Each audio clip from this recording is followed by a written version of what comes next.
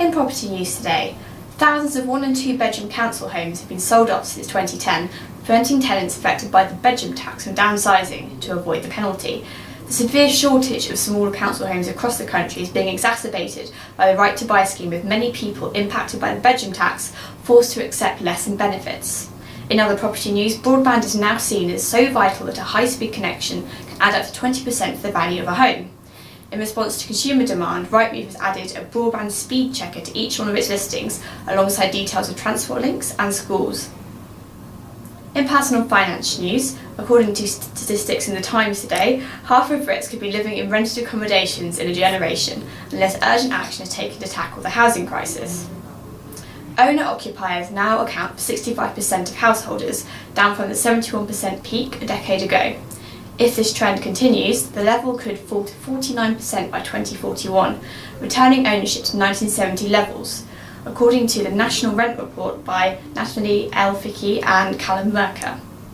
In recruitment news, Daniel Quidland, Director General of the CBI, has called on all British companies to introduce targets to increase the number of women in the highest ranks. He said that progress in terms of getting women into senior positions has been slow, and the issue needs to be looked at with urgency.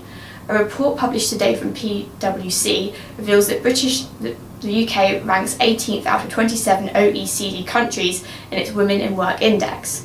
According to the report, women in the UK working full-time still earn 80% less than men.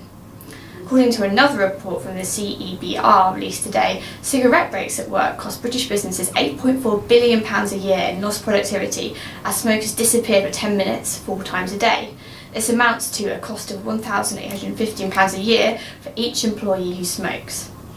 In economic news, on the front page of The Express, paltry pensions mean that millions of Britons will be forced to work until they drop. This is according to a new report by Canada Life Group Insurance, which found that 66% of those surveys would work beyond the age of 65. Paul Avis of Canada Life comments that the concept of retiring at 65 and no longer earning a wage is fast becoming antiquated. Retirement expert Ros Altman commented that this was down to low interest rates and economic turmoil as the reason pensions are falling short.